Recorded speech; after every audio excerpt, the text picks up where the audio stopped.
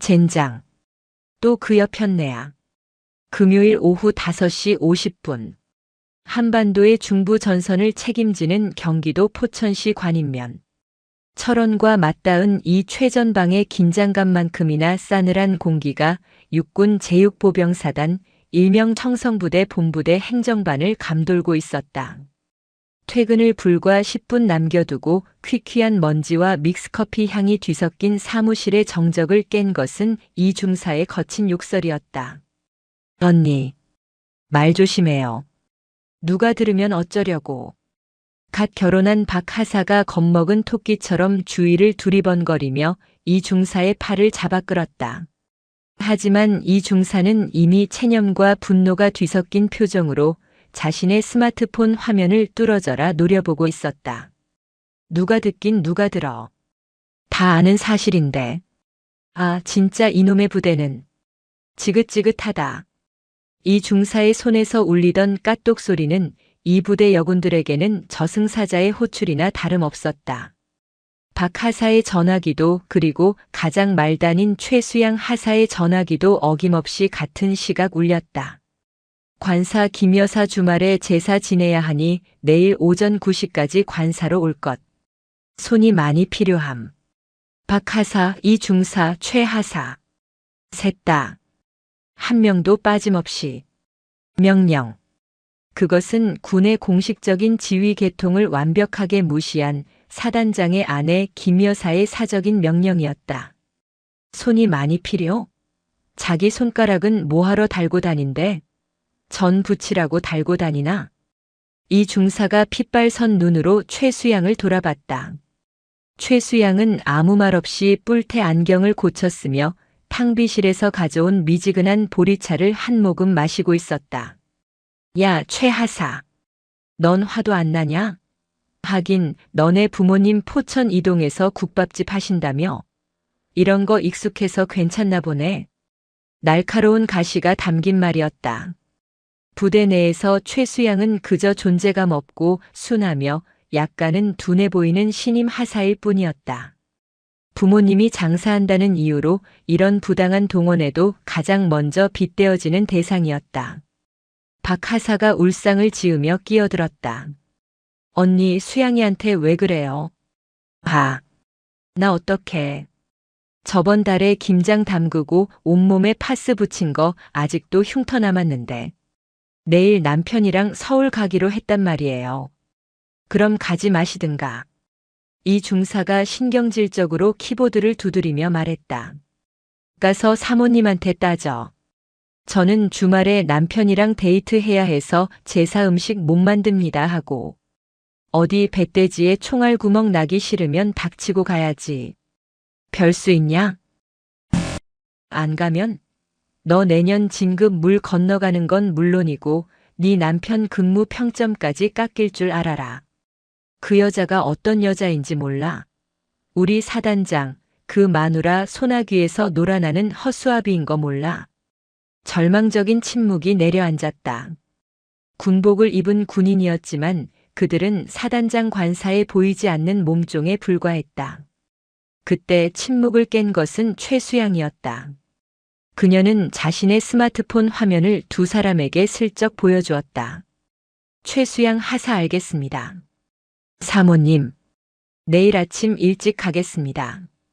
이미 전송 완료된 메시지였다. 이 중사가 기가 막힌다는 듯 헛웃음을 터뜨렸다.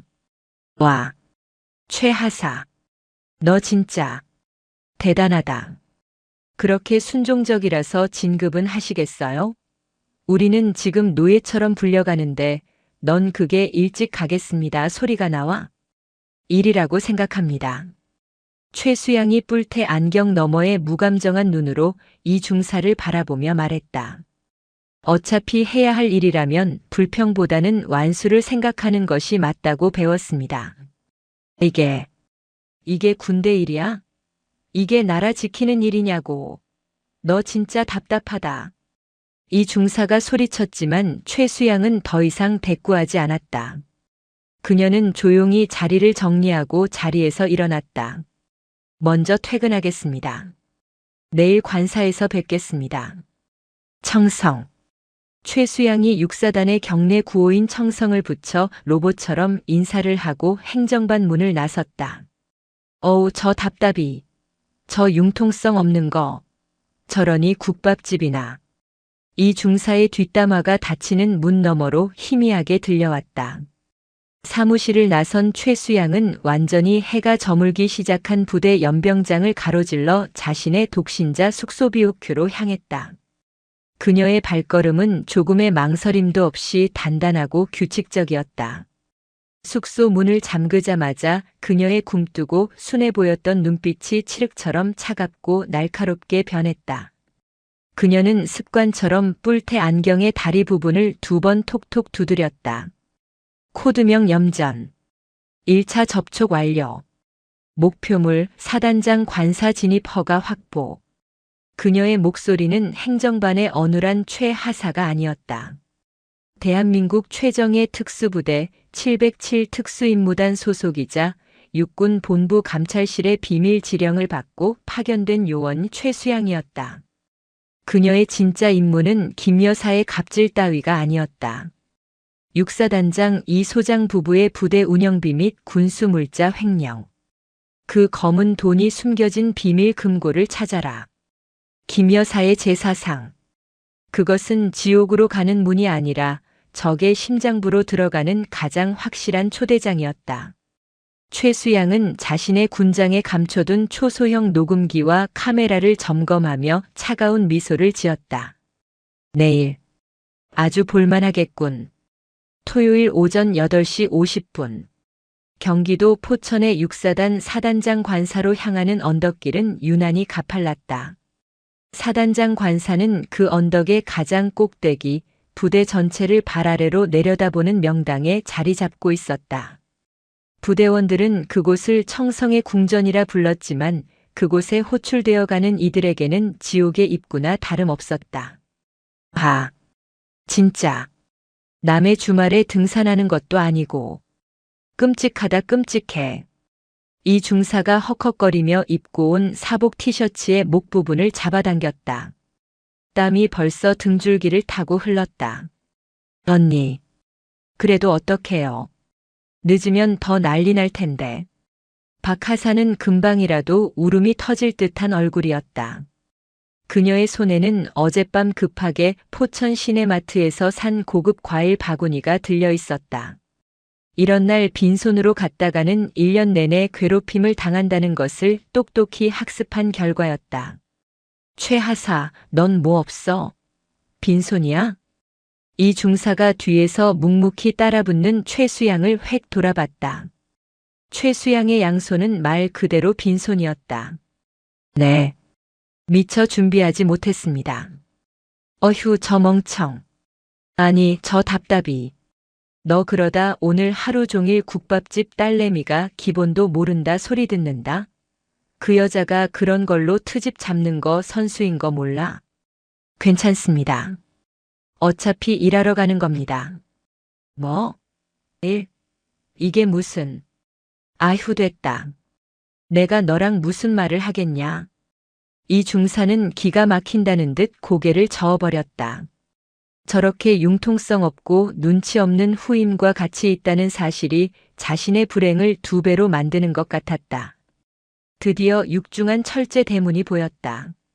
초인종을 누르자 삑 소리와 함께 문이 열리고 집안일을 돌보는 사복 차림의 관사병이 굳은 얼굴로 그들을 맞았다. 사모님, 주방에서 기다리십니다. 집 안으로 들어서자 화려한 샹들리에와 번쩍이는 대리석 바닥이 그들을 압도했다. 고급스러운 이탈리아제 가죽 소파에는 김 여사가 실크 가운을 입은 채 다리를 꼬고 앉아 아침 드라마를 보고 있었다. 어머, 왔니? 늦었네. 시계는 정확히 9시 정각을 가리키고 있었다. 죄송합니다, 사모님. 길이. 아니, 오르막이. 박 하사가 굽실거리며 과일 바구니를 내밀었다. 이게 뭐야? 응? 과일? 박 하사 센스 있네. 근데 너희들 손은 씻었어? 얼굴이 왜 이렇게들 시커매? 어디 숯가마라도 다녀왔니? 아닙니다. 됐고 빨리 주방으로 가. 재료는 산더미처럼 쌓여 있으니까. 오늘 우리 시댁 어른들 전부 오시는 날인 거 알지? 조상님이 노하시면 너희 남편, 너희 진급 다 막히는 거야. 알아들어? 그것은 저주이자 협박이었다. 주방은 전쟁터 그 자체였다. 거실의 화려함과는 정반대로 싱크대에는 손질해야 할 나물과 생선, 고기들이 산더미처럼 쌓여 있었다. 이미 관사병 2명이 땀을 뻘뻘 흘리며 무채를 썰고 있었다. 자, 이 중사는 나물 맡아. 솜씨 좋다며? 박하사는 전 부쳐. 저번에 보니까 솜씨 있던데. 최하사. 김 여사가 최수양을 위아래로 훑어보았다. 넌 뭐 시키지? 포천 이동에서 국밥집 한다고 했나? 그럼. 그래, 너는 저기 구석에 가서 마늘이나 까. 손이 느려 터져서 다른 건 못 맡기겠다. 최수양은 말없이 고개를 끄덕이고는 마늘이 가득 담긴 고무 대야를 들고 주방 구석에 쭈그리고 앉았다. 그녀의 뿔테 안경 너머로 주방의 구조가 빠짐없이 스캔되었다. 주방 뒤편 발코니, 외부로 통하는 문 확인. 거실에서 서재로 이어지는 복도. CCTV는 거실 입구와 현관 총 2대. 사각지대는 주방 구석. 그녀는 마늘을 까는 기계적인 동작을 반복하며 이 집의 모든 소리와 움직임에 귀를 기울였다. 이것은 굴욕이 아니라 적진 한복판에서 수행하는 가장 완벽한 위장이었다. 아, 그리고 김 여사가 소파에서 소리쳤다. 점심은 너희 알아서 해결해. 내가 너희 밥까지 챙겨줘야 하니? 이따 내가 먹다 남은 거 있으면 주든가 할 테니까. 이 중사와 박하사의 얼굴이 절망으로 일그러졌다.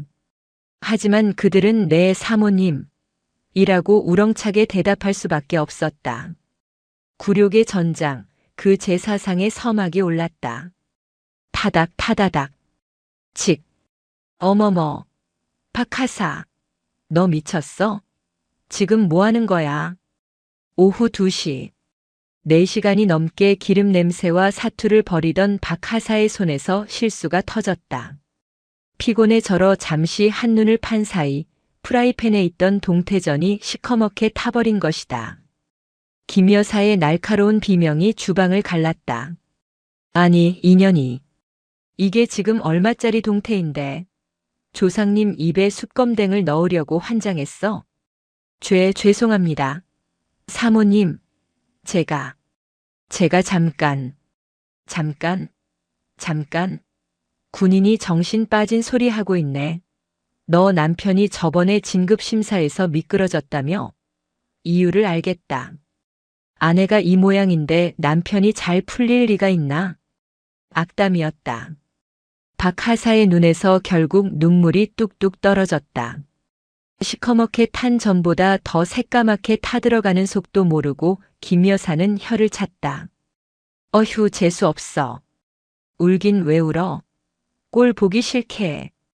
그때까지 구석에서 마늘 1접, 파 1단을 완벽하게 다듬어낸 최수양이 묵묵히 나무를 묻히고 있었다. 김 여사의 날카로운 시선이 이번에는 최수양에게로 향했다. 야, 최하사. 내 사모님. 너네 부모님 포천 이동에서 국밥집 하신다며? 최수양의 손이 순간 멈칫했다. 이 중사와 박하사도 숨을 죽였다. 근데 넌 왜 이 모양이야? 나물 하나 묻히는데 색깔이 왜 이래? 이게 지금 조상님 상에 올릴 고사리 색깔이야? 어디 죽은 사람한테 올리는 것도 아니고. 김 여사가 최수양이 묻히던 스테인리스 그릇을 거칠게 빼앗아 들었다. 이봐. 간은 봤어? 밍밍하잖아. 너희 국밥집은 손님들한테 이렇게 밍밍한 거 내놓으니까 장사가 그 모양 그 꼴 아니야? 대답 안 해? 어른이 말하는데. 김 여사는 한층 더 격앙된 목소리로 소리쳤다. 그리고는 모두가 보는 앞에서 최수양이 몇십 분간 정성껏 묻힌 나물 그릇을 그대로 바닥에 내동댕이 쳤다. 촥! 간장과 참기름에 범벅이 된 나물들이 주방 바닥에 더럽게 흩뿌려졌다. 어휴, 진짜. 니들이 그러니까 아직도 하사, 중사 나부랭인 거야. 알아? 군대에서 별 달고 싶지 않아? 진급해야지 않겠어? 김 여사는 소파에 다시 주저앉으며 씩씩거렸다. 이건 내 사적인 일이 아니야. 명심해. 너희 상사, 우리 남편, 이 나라를 지키는 이 소장님께 예의를 차리는 행동이라고. 육사단 군인의 가족, 아니 군인 본인이 되어서 그 정도 충성심도 없어. 최수양은 흩어진 나무를 바라보았다. 그녀의 뿔테 안경 너머로 김 여사의 일그러진 얼굴이 선명하게 비쳤다. 표정 모욕 행위 확인. 수위 예상치 상회. 녹음 녹화 정상 작동 중. 그녀는 천천히 허리를 숙였다. 그리고 바닥에 흩어진 나무를 맨손으로 하나씩 줍기 시작했다. 그녀의 어깨가 굴욕감으로 잘게 떨리는 것처럼 보였다. 아, 진짜 답답이. 저걸 또 줍고 있네. 이 중사가 혀를 차며 고개를 돌렸다. 최수양은 그 누구의 눈도 마주치지 않았다. 그녀의 손에 묻은 것은 나물이 아니라 이 부패한 관사에 썩어 문드러진 치부 그 자체였다. 오후 4시. 지옥 같던 제사 음식 준비가 막바지에 이르렀다. 기름때와 땀으로 범벅이 된 여군들은 넋이 나간 표정으로 마지막 그릇을 정리하고 있었다. 그때 현관문이 열리는 소리와 함께 굵직한 남자의 목소리가 들렸다. 다녀왔소. 육사단장 이 소장이었다. 평소라면 위험 있어야 할 그의 목소리에는 왠지 모를 초조함과 피곤함이 잔뜩 묻어 있었다. 어머 여보. 일찍 왔네. 김 여사는 언제 소리를 질렀냐는 듯 교태 섞인 목소리로 현관까지 마중을 나갔다. 이게 다 무슨. 당신 내가 주말엔 조용히 있으라고 하지 않았소. 이 소장의 목소리가 낮게 깔렸다. 그는 주방에서 쭈그러져 있는 여군들을 발견하고는 미간을 찌푸렸다. 무슨 소리예요? 내일 제사잖아요. 당신 조상님들한테 예의 차리겠다는데 그것도 못마땅해요? 이 애들여군도 다 자원해서 온 거예요. 안 그래 얘들아? 김 여사가 눈을 부라리자 박 하사와 이 중사가 기계적으로 대답했다. 네, 그렇습니다. 청성. 아, 당신 정말. 이 소장은 무언가 터지기 일보 직전인 사람처럼 김 여사의 팔을 거칠게 잡아 끌었다. 당장 서재로 들어와. 아, 왜 이래. 애들 보는 앞에서. 시끄럽고 따라 들어와. 부부는 거실 복도 끝에 있는 서재로 쿵쾅거리며 들어갔고 문이 3개 닫혔다. 하지만 완벽하게 닫히지는 않았는지 틈새로 부부의 격앙된 대화가 새어나오기 시작했다. 최수양은 흩어진 나무를 버리기 위해 주방 쓰레기통으로 향하는 척하며 서재 문에 가장 가까운 식탁으로 천천히 이동했다. 당신, 지금 감찰실에서 냄새 맡고 있다는 거 몰라? 본부에서 자금 흐름을 들여다보고 있단 말이야. 그런데 제정신이야? 애들여군을 이 시점에 불러들여. 뭐? 감찰? 그게 무슨 소리예요? 당신이 일 처리 똑바로 못하니까 그런 거 아니야. 뭐라고? 이게 다 누구 때문인데? 당신이 명품 사들이고 해외여행 다니느라 부대 운영비를 멋대로 끌어다 쓴 거 아니냔 말이야. 어머, 말이면 다야? 그럼 어떡해? 당신이 서재 금고에 있는 그것들만 빨리 처리했어도 이런 일 없잖아. 그 검은 돈 당장 어떻게 좀 해보라고요. 그걸 지금 말이라고 해. 밖에서 다 듣겠네. 그 금고 책장 뒤에 있는 거. 오늘 밤에라도 당장 옮겨야겠어. 최수양의 귀가 번쩍 뜨였다. 서재, 금고, 책장 뒤, 검은 돈, 횡령. 그녀가 찾던 모든 퍼즐 조각이 한순간에 맞춰졌다. 그녀의 임무는 단순한 횡령 혐의 입증이 아니었다. 그 자금의 실체와 규모를 파악하는 것이었다. 그때였다. 서재 문이 벌컥 열리고 얼굴이 시뻘개진 김 여사가 튀어나왔다. 아, 재수 없어. 진짜. 그녀는 식탁 근처에 어정쩡하게 서 있는 최수양을 발견하고는 히스테릭하게 소리쳤다. 너 거기서 뭐해? 엿들어? 저리 안 꺼져. 김 여사가 손을 들어 최수양의 뺨을 내리치려던 바로 그 순간이었다. 최수양은 그 손길을 피하지 않았다. 아니, 피할 필요가 없었다. 그녀의 뿔테 안경에 달린 초소형 카메라 렌즈는 서재 문틈 사이로 이 소장이 다급하게 책장 뒤편을 더듬는 모습, 그리고 김 여사의 폭력적인 행동까지 완벽하게 담아내고 있었다. 증거 확보. 미션 2단계로 이행. 최수양은 김 여사의 손이 닿기 직전 과장되게 넘어지는 연기를 하며 바닥에 주저앉았다. 죄송합니다. 사모님, 발이 꼬여서. 그녀의 눈에는 억울함과 두려움이 가득했지만 그 안경 너머의 진짜 눈은 다음 작전을 계획하는 707 요원의 냉철함으로 번뜩이고 있었다. 최수양이 바닥에 과장되게 넘어졌을 때 시간은 1초쯤 멈춘 듯 했다. 죄송합니다. 사모님, 발이 꼬여서. 그녀의 뿔테 안경이 비뚤어지며 당황한 기색이 역력한 얼굴이 드러났다. 김 여사는 씩씩거리며 손을 거두었지만 그 눈에는 의심이 가시지 않았다. 너 지금 뭐 하는 거야? 진짜 넘어진 거 맞아? 아니면 엿듣다가 놀라서 자빠진 거야? 날카로운 목소리가 거실을 울렸다. 서재에서 나온 이 소장의 얼굴도 흉흉하게 일그러져 있었다. 이게 다 무슨 소란이야. 빨리들 정리하고 안 꺼져. 이 중사와 박 하사가 기다렸다는 듯이 거의 기는 신용을 하며 부엌을 정리하기 시작했다.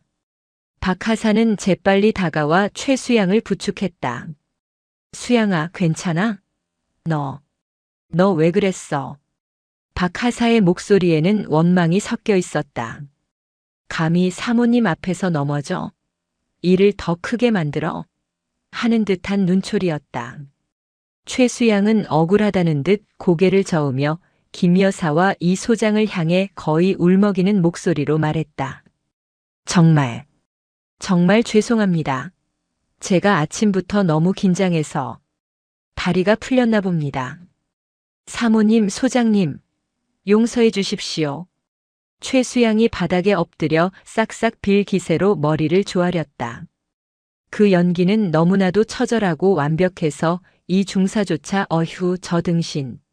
저러니 국밥집 딸 소리나 듣지 하며 혀를 찼다. 김 여사는 그제야 의심을 조금 거두고 경멸이 가득한 표정으로 말했다. 재수 없기는. 그러니까 평소에 체력 단련이나 좀 하지. 비실비실해 가지고는.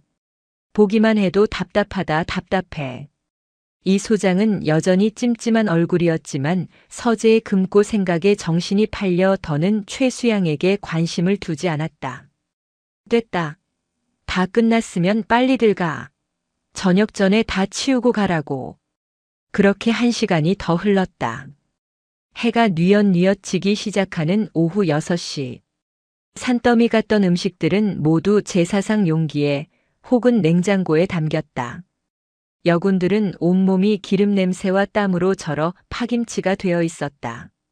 자, 이제 가봐. 김 여사가 소파에서 일어나지도 않고 손짓했다. 이 중사와 박 하사가 드디어 해방이라는 듯 황급히 인사를 하려던 찰나 김 여사가 주방으로 향했다. 아, 참. 너희들 오늘 고생했지? 그녀가 검은 봉투 3개를 들고 나왔다. 이거라도 가져가서 저녁들 챙겨 먹어. 내가 특별히 챙겨주는 거야. 너희 육사단 부대 밥보다야 낫겠지. 박 하사가 감격한 듯 감사합니다, 사모님.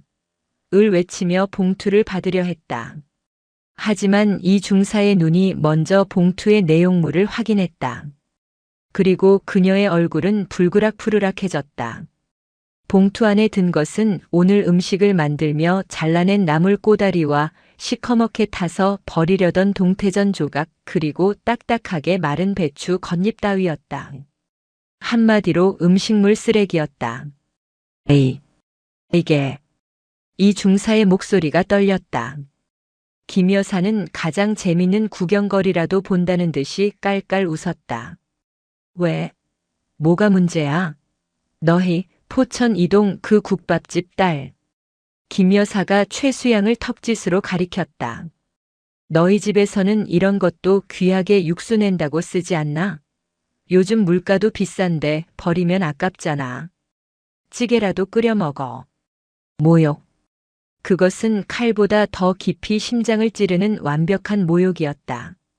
박하사는 받은 봉투를 차마 놓지도 들고 있지도 못한 채 그 자리에서 울음을 터뜨렸다. 사모님. 저희가. 시끄러워. 울긴 왜 울어? 준 것도 못 받아 처먹어? 싫으면 두고 가. 이 중사가 입술을 깨물다 못해 피가 날 지경이었다. 그녀가 봉투를 바닥에 내던지려던 순간 감사히 받겠습니다. 최수양이었다. 그녀는 덤덤한 표정으로 3개의 검은 봉투를 모두 받아들었다. 그리고 김 여사를 향해 꼿꼿이 고개를 숙였다. 오늘 귀한 경험하게 해주셔서 감사합니다. 사모님, 소장님, 뭐? 이 음식물 쓰레. 아니, 이 귀한 재료들은 저희가 잘 처리하겠습니다. 최수양의 목소리는 미세하게 떨렸지만 그 누구도 그 떨림의 의미를 알지 못했다. 저 미친년이. 김 여사가 무어라 더 소리치기 전에 최수양은 박하사와 이중사를 이끌고 관사 현관을 나섰다. 관사 언덕을 내려오는 3사람 사이에는 말이 없었다. 박하사의 흐느낌만이 저녁 공기를 갈랐다. 언덕 중턱에 이르렀을 때 이 중사가 버티고 섰다. 그리고는 최수양의 멱살을 잡을 듯이 달려들었다.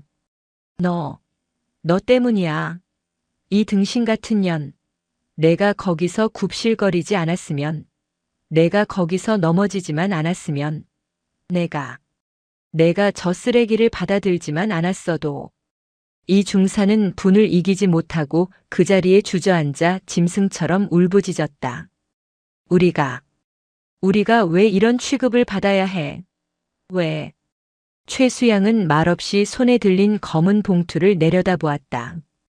봉투에서는 시큼한 음식물 쓰레기 냄새가 진동했다.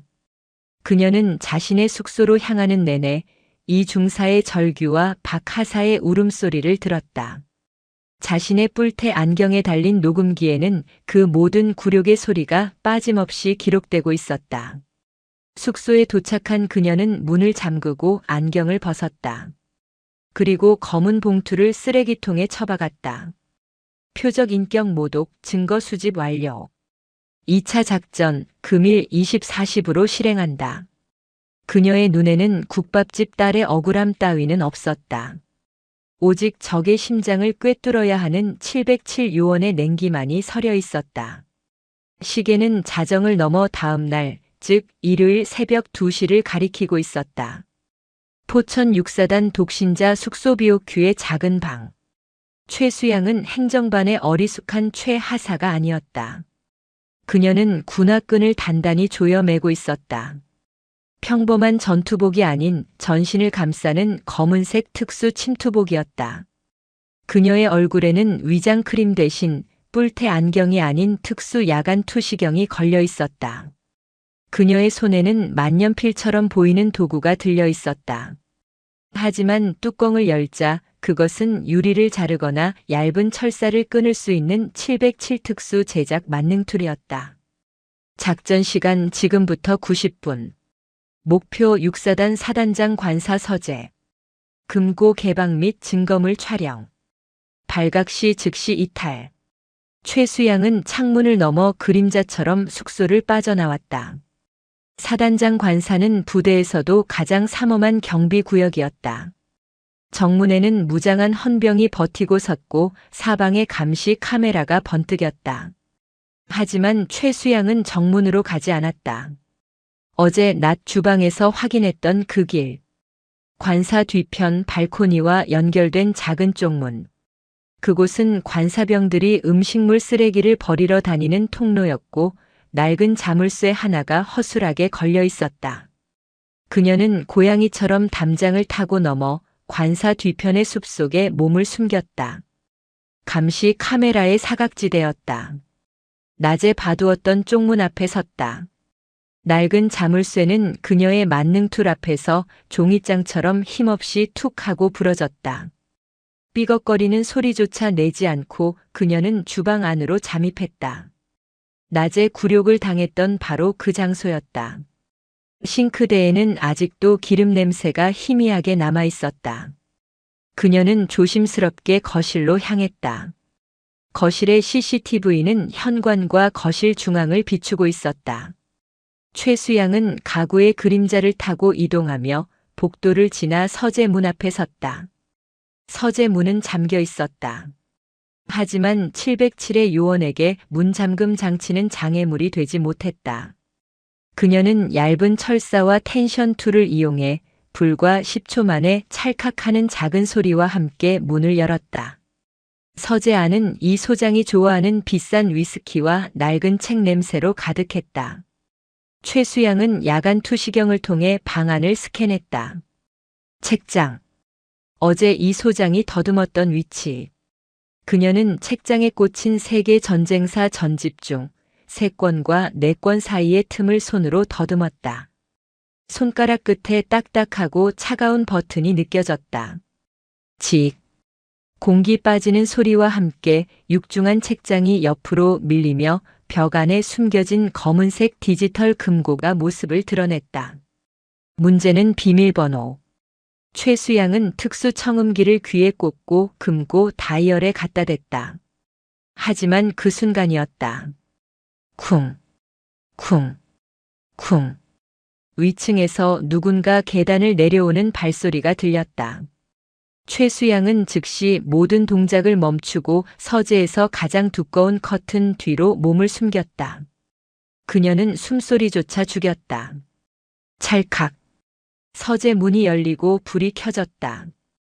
이 소장이었다. 그는 잠옷 차림에 물잔을 들고 있었다.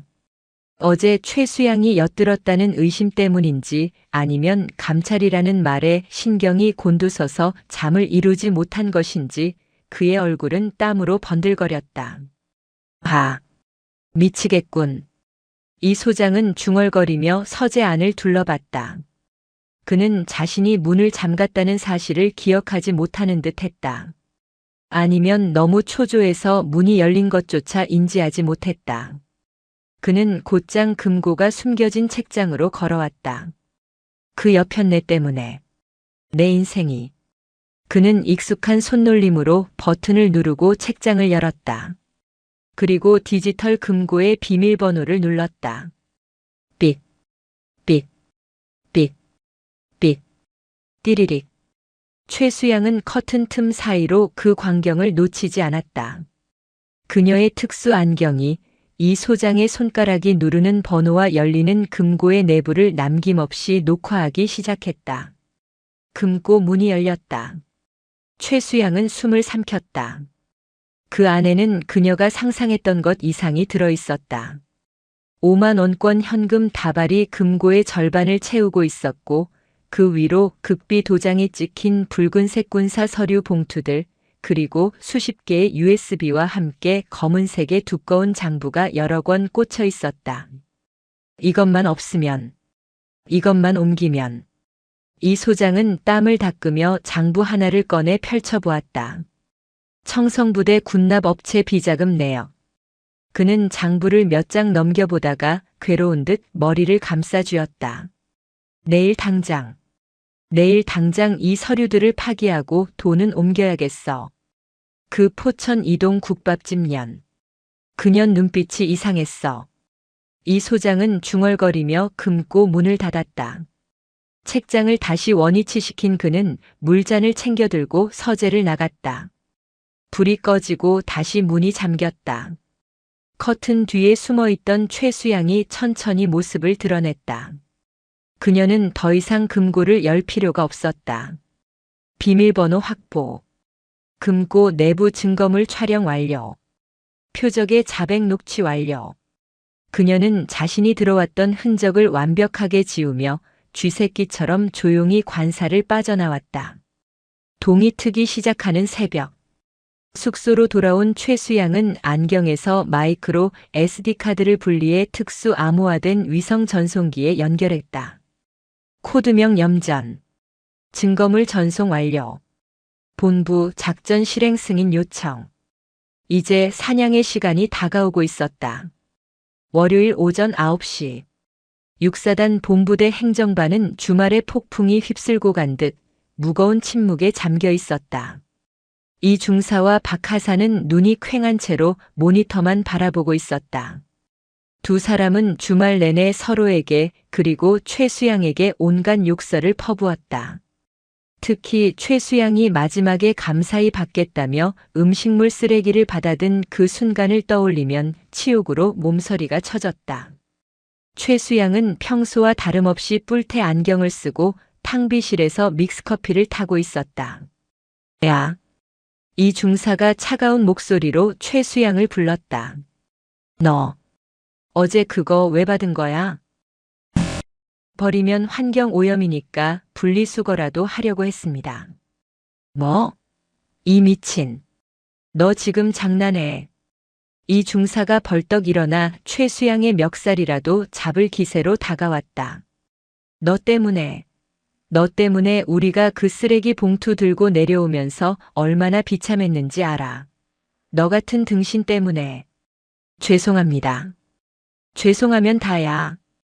그때 행정반의 내부 전화기가 날카롭게 울렸다.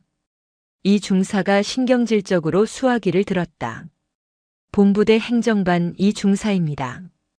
청성. 수화기 너머로 짧은 명령이 떨어졌다. 이 중사의 얼굴이 하얗게 질리기 시작했다. 네. 지금. 당장 말입니까? 셋 다 말입니까? 알겠습니다.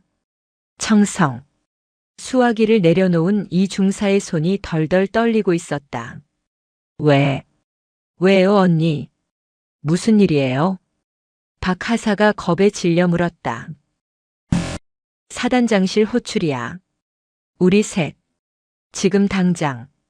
사단장실이요? 왜요? 김 여사가 우리 고발한 거 아니에요? 최하사 너. 내가 어제 엿들으려고 한 거 그거 때문에. 박하사가 모든 원망을 최수양에게 쏟아냈다.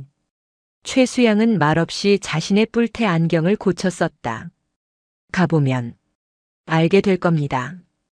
육사단 사령부 사단장실로 향하는 복도는 지옥으로 가는 길처럼 길고 어두웠다.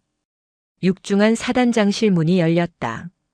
가장 먼저 보인 것은 사단장 이 소장의 싸늘한 얼굴이었다. 그리고 그의 옆 방문 객용 소파에는 김 여사가 팔짱을 낀 채 여왕처럼 앉아 있었다. 그녀는 세 사람을 보자마자 비웃음을 흘렸다. 어머 오셨네. 우리 염전 노예들.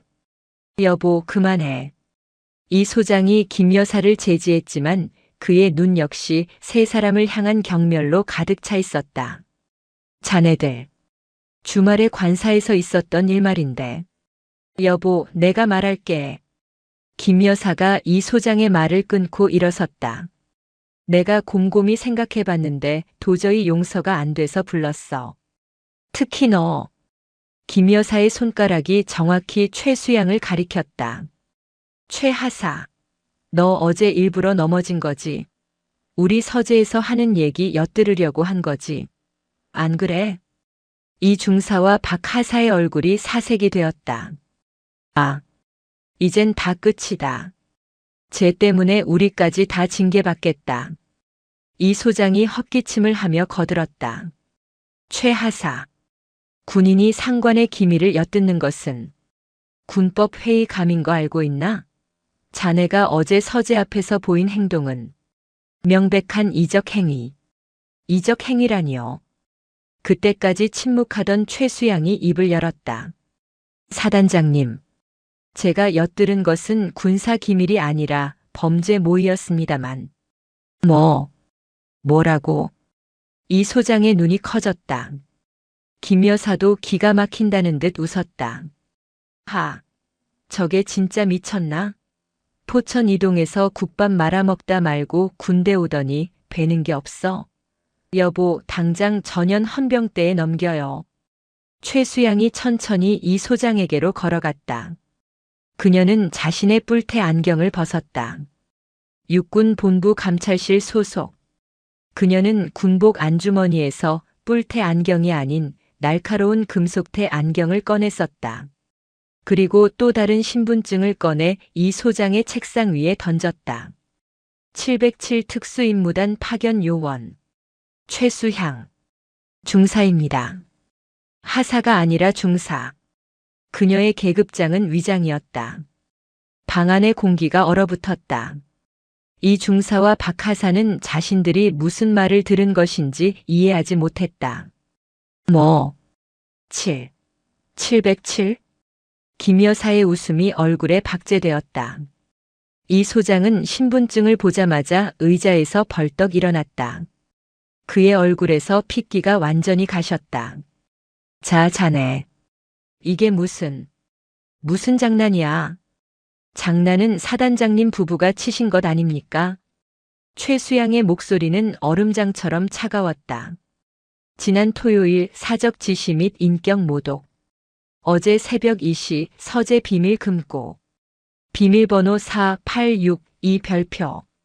내부 현금 5억 3천만 원 6사단 군납업체 횡령 이중 장부 3건. 불법 군수물자 유출 서류. 최수양이 내용을 읊을수록 이 소장의 얼굴은 하얗게 질려갔다. 내가 어떻게 해? 모든 증거는 어제 새벽 본부 감찰실로 전송 완료되었습니다. 이 소장이 다리가 풀린 듯 책상을 붙잡고 주저앉았다. 그때 김 여사가 믿을 수 없다는 듯이 발악했다. 증거? 무슨 증거? 내가 뭔데? 이 국밥집 딸년이. 내가 감히 우리 남편을. 김 여사가 최수양의 머리채를 잡기 위해 달려드는 순간이었다. 벌컥. 사단장실 문이 거칠게 열렸다. 문을 열고 들어온 것은 이 소장보다 더 높은 계급장을 단 육군 본부의 장성 2명과 헌병 완장을 찬 4명의 군인들이었다. 이게 다 무슨... 이 소장이 당황해서 소리쳤지만 본부에서 온 장성이 그를 제지했다. 이 소장, 가만히 있게. 장성의 시선이 최수양에게로 향했다. 최중사, 수고했네. 최수양이 그들을 향해 완벽한 거수 경례를 붙였다. 707의 경례 구호는 달랐다. 단결, 코드명 염전, 임무 완료 보고 드립니다. 표적 신병 현 시간부로 확보 가능합니다. 6사단의 청성이 아닌 707 고유의 단결 구호가 사단장실에 울려 퍼졌다. 김 여사는 이 모든 상황이 믿기지 않는다는 듯 그 자리에 얼어붙었다. 헌병 2명이 이 소장에게 다가갔다. 이 장군, 특정 범죄 가중 처벌 등에 관한 법률 위반, 횡령, 직권 남용 혐의로 긴급 체포합니다. 헌병의 손에 들린 차가운 수갑이 이 소장의 손목에 철컥하고 채워졌다. 심판의 날이 드디어 밝았다. 이 장군, 긴급 체포합니다. 헌병의 손에 들린 은색 수갑이 이 소장의 손목에 철컥하고 채워지는 소리. 그것은 6사단 사단장실의 절대적인 정적을 깨부수는 소리이자 한때 청성의 궁전이라 불렸던 그들의 왕국이 무너져 내리는 소리였다.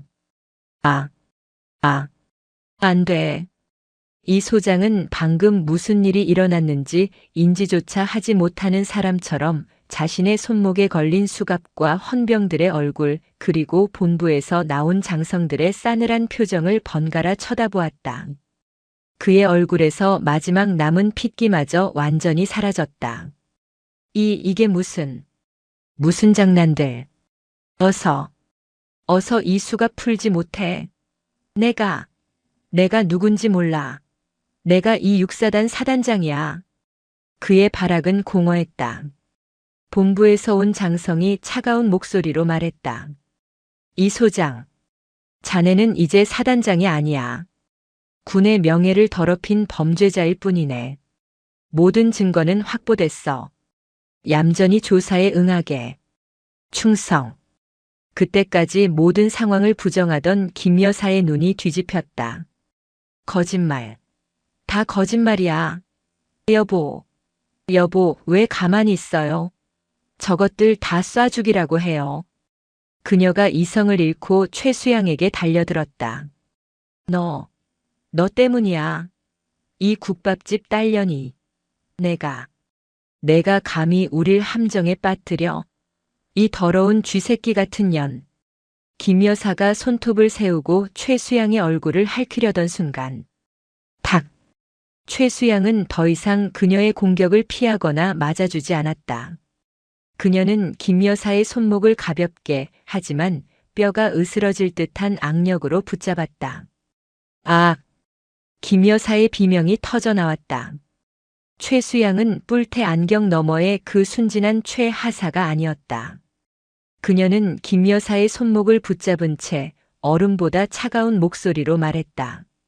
김모 씨, 당신은 현 시간부로 군사법원 소환에 불응하고 군 검찰 수사관의 공무 집행을 방해하려 한 혐의가 추가되었습니다.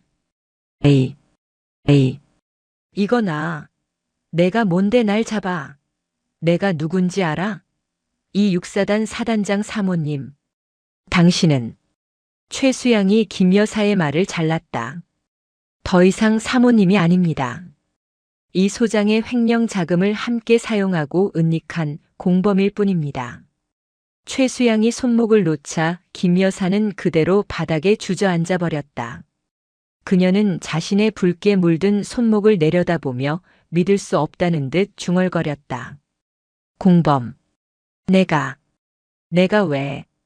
나는 그냥 남편이 주는 돈을 썼을 뿐이야. 한편 사단장실 구석에서 이 모든 광경을 지켜보던 박 하사와 이 중사는 마치 유체 이탈이라도 한 듯한 표정이었다. 중사님? 이 중사의 입에서 떨리는 목소리가 새어나왔다. 그녀는 최수양을 바라보았다. 주말 내내 답답이 멍청이 포천 이동 국밥집 딸이라고 자신마저도 조롱했던 그 후임. 그 후임이 지금 대한민국 최정의 707마크가 박힌 신분증을 들고 서 있었다. 그제야 모든 것이 이해가 되었다. 왜 그렇게 묵묵히 모든 모욕을 참아냈는지, 왜 그 음식물 쓰레기를 감사히 받아들었는지, 왜 김 여사의 비위를 맞추는 대신 오히려 굴욕을 자처하며 넘어지기까지 했는지. 그 모든 것은 굴종이 아니었다. 증거 수집. 그것은 적진 한복판에서 가장 완벽한 위장을 하고 있던 최정의 요원의 임무 수행이었다. 우리가 707 요원님을 괴롭힌. 박 하사가 그 자리에 주저앉아 울음을 터뜨렸다. 그것은 공포도 굴욕도 아닌 알 수 없는 죄책감과 안도감이 뒤섞인 눈물이었다. 최수양이 두 사람을 돌아보았다. 그녀의 눈빛은 임무를 수행할 때와는 달리 아주 희미하게 누그러져 있었다. 박 하사. 이 중사. 네. 청성. 두 사람이 군기가 바짝 들어 육사단 구호를 외쳤다. 두 분은 피해자입니다. 가해자가 아닙니다. 그동안 많이 힘드셨던 거 압니다. 이제 아무것도 두려워 말고 본부 감찰실 조사에만 성실히 임해주시면 됩니다. 그녀는 말을 이었다. 육군 본부는 두 분이 겪은 모든 피해를 보상하고 두 분의 군 생활을 끝까지 보호할 것입니다. 그것은 707 요원으로서가 아닌 같은 군복을 입은 선배이자 동료로서 건네는 약속이었다. 이 소장은 헌병들의 손에 이끌려 자신이 왕처럼 군림하던 사단장실을 초라하게 걸어나갔다. 복도에 있던 모든 육사단 부대원의 충격받은 시선이 그의 등 뒤에 수치스럽게 내리꽂혔다. 김 여사는 실성한 사람처럼 바닥에 주저앉아 울부짖었다. 안 돼. 내 가방. 내 보석. 내 궁전. 그녀의 마지막 발악은 정의의 심판을 알리는 거대한 종소리 앞에 묻혀버렸다. 사건은 포천의 육사단을 넘어 대한민국 전체를 뒤흔들었다. 육군 본부는 이례적으로 신속하게 수사 결과를 발표했다. 마치 썩은 부위를 도려내지 못해 안달이 난 사람처럼 모든 것을 백일하에 공개했다. 단독 현직 투스타 육사단장, 군납 비리 횡령 혐의로 긴급 체포. 충격 사단장 아내 김 여사, 여군 부사관들 제사 노예로 부려. 분노 국밥집 딸년 모욕. 음식물 쓰레기 봉투 건네며 인격 살해. 언론은 기다렸다는 듯이 이 소장 부부의 추악한 민낯을 연일 대서특필했다. 특히 국민들의 공분을 산 것은 최수양 중사가 위장 잠입 중에 녹화하고 녹음했던 음식물 쓰레기 봉투 사건과 국밥집 딸 모욕이었다. 어떻게 나라를 지키는 여군들에게 조상제사에 쓸전을 붙이게 하고 그 대가로 음식물 쓰레기를 줄 수 있단 말입니까? 자신의 남편이 육사단장이면 부하 여군들은 노예입니까? 포천 이동에서 국밥집 딸이면 나물도 못 무칩니까? 그 오만함의 끝은 어디입니까? 인터넷은 김 여사를 향한 분노로 들끓었다. 그녀가 그동안 사치스럽게 사용했던 법인 카드 내역, 부대 운영비로 사들인 명품 가방과 보석들이 낱낱이 공개되었다. 포천의 청성 궁전이라 불렸던 사단장 관사는 부패의 소굴로 전락했다. 이 소장의 혐의는 꼬리에 꼬리를 물고 터져나왔다. 서재 금고에서 나온 청성부대 군납업체 비자금 내역 장부는 그야말로 판도라의 상자였다. 그는 단순히 부대 운영비를 횡령한 것이 아니었다. 군납업체들과 결탁하여 불량 군수 물품이 납품되는 것을 눈감아주는 대가로 거액의 검은 돈을 받아 챙겼다. 심지어 금고에 있던 극비 서류는 다음 분기 군사시설 입찰 정보를 민간 업체에 팔아넘기려던 매국의 증거였다. 만약 최수양 중사가 그 금고를 찾아내지 못했다면 이 소장은 단순 횡령이 아닌 국가 안보를 팔아먹은 역적으로 기록될 뻔했다. 군 검찰의 조사는 혹독했다. 김 여사는 처음에는 나는 몰라요. 남편이 다 했어요. 라며 혐의를 부인했다. 하지만 최수양이 제출한 서재 앞 대화 녹취록이 결정타가 되었다. 그럼 어떡해? 당신이 서재 금고에 있는 그것들만 빨리 처리했어도. 그녀는 모든 범죄 사실을 알고 있었으며 심지어 증거 인멸을 종용하기까지 한 완벽한 공범이었다. 구치소에 수감된 그녀는 실크 가운 대신 수의를 입고 화려한 보석 대신 차가운 수갑을 차게 되었다. 매일 제공되는 구치소의 밥을 보며 그녀는 자신이 여군들에게 던져주었던 그 음식물 쓰레기를 떠올렸을까. 한편 이 중사와 박 하사는 육군 본부 감찰실에서 조사를 받았다. 처음에는 보복이 두려워 입을 열기 주저했지만 그들 앞에 나타난 것은 최 하사가 아닌 707 정복을 완벽하게 차려입은 최수양 중사였다. 두 분은 군의 부조리를 밝혀낸 용기 있는 증인입니다. 최수양의 그 한마디에 두 사람은 그동안 억눌러왔던 모든 울분을 터뜨렸다. 그동안 김 여사에게 당했던 모든 사적 지시, 김장 노역, 폭언, 그리고 마지막 제사상의 굴욕까지. 그들의 눈물 어린 증언은 이 소장 부부의 직권 남용 혐의를 입증하는 가장 강력한 증거가 되었다. 국방부는 즉시 두 사람을 포천 육사단이 아닌 본부 직할의 안전한 부대로 전출시켰고 심리치료 프로그램을 전폭적으로 지원했다. 썩은 고름은 터졌고 이제 남은 것은 그 뿌리까지 완전히 잘라내는 심판뿐이었다. 몇 달 후 모든 국민의 시선이 군사법원으로 집중되었다. 이 소장과 김 여사의 최종 선고 공판. 법정은 방청객들로 가득 찼다. 이 소장은 모든 것을 포기한 듯 늙고 초라한 모습으로 김 여사는 여전히 현실을 받아들이지 못하는 듯 도끼 어린 눈으로 재판장을 노려보고 있었다. 재판장이 무겁게 입을 열었다. 피고인 이모 씨. 피고인은 육사단 지휘관으로서 부하들의 피와 땀으로 이루어진 국방 예산을 사적으로 횡령하고 군납 비리를 저질러 국가 안보에 심각한 위협을 초래하였으며 판사는 이 소장의 죄목을 하나하나 읊었다. 횡령, 뇌물수수, 직권남용, 군사기밀 유출 미수. 이에 재판부는 피고인에게 징역 30년을 선고한다. 또한 피고인의 모든 군인 연금을 박탈하고 불명예 강제 전역을 명한다. 징역 30년. 이 소장의 어깨가 완전히 무너져 내렸다. 그는 청성부대의 별 2개 영광이 아닌 죄수 번호가 찍힌 치욕을 안고 남은 평생을 감옥에서 썩게 되었다. 다음은 김 여사였다. 피고인 김모 씨.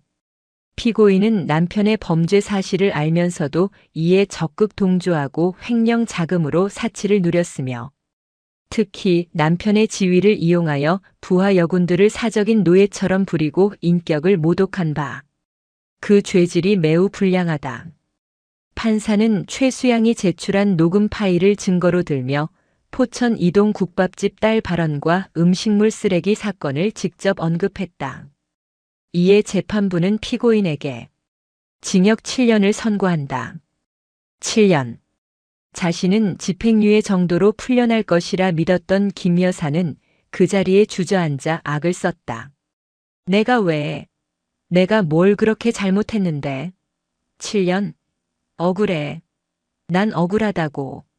법정 경위들이 그녀의 입을 막고 끌어냈다. 그녀가 그토록 경멸했던 국밥집 딸이 설치한 덫에 청성의 여왕은 완벽하게 걸려들어 추락한 것이었다. 심판은 거기서 끝나지 않았다. 박 하사와 이 중사를 비롯한 피해 여군들은 군 인권센터와 법무법인의 도움을 받아 이 소장 부부를 상대로 민사상 손해배상 청구 소송을 제기했다.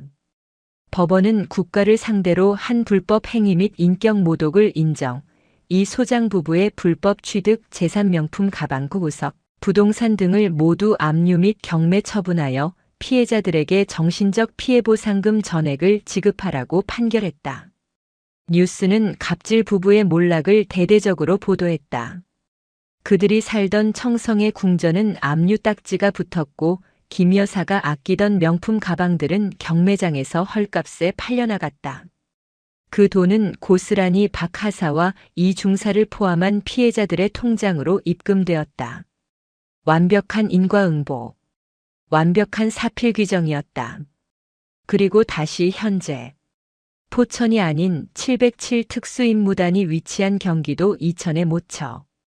쾅, 콱쾅. 실제 건물을 폭파하는 듯한 대테러 훈련이 한창이다. 칠흑 같은 어둠 속 한 명의 그림자가 헬기에서 로프 하나의 의지에 순식간에 건물 옥상으로 잠입했다. 모든 훈련이 끝나고 조명이 켜졌다. 땀으로 범벅이 되었지만 그 눈빛만은 얼음처럼 차가운 사람. 최수양 중사였다. 그녀가 헬멧을 벗자 한쪽 귀에 꽂힌 뿔테 안경 모양의 통신 장비가 눈에 띄었다. 최 중사. 수고했어. 상관이 다가와 차가운 생수 한 병과 새로운 파일을 건넸다. 포천 육사단 거는 아주 깔끔했어. 언론에서 국밥집의 딸 부패한 별을 잡다라고 하던데. 마음에 드나? 최수양이 생수를 한 모금 들이켜며 희미하게 웃었다. 저희 부모님 포천 이동에서 국밥집 안 하십니다. 평범한 교사셨습니다. 하긴. 그래야 위장이 완벽하지. 자, 이건 다음 임무다. 상관이 건넨 파일의 표지에는 코드명 백골이라는 글자가 적혀 있었다. 이번엔 좀 더 깊숙이 들어가야 해. 냄새가 아주 고약하거든. 최수양은 땀을 닦아내고 파일을 받아들었다. 그녀의 눈은 이미 다음 적을 향하고 있었다. 부패한 군인이 있는 곳, 부조리가 숨쉬는 곳이라면 어디든. 707의 그림자는 그들의 심장을 꿰뚫기 위해 존재했다. 최수양 중사의 새로운 임무가 다시 조용히 시작되고 있었다.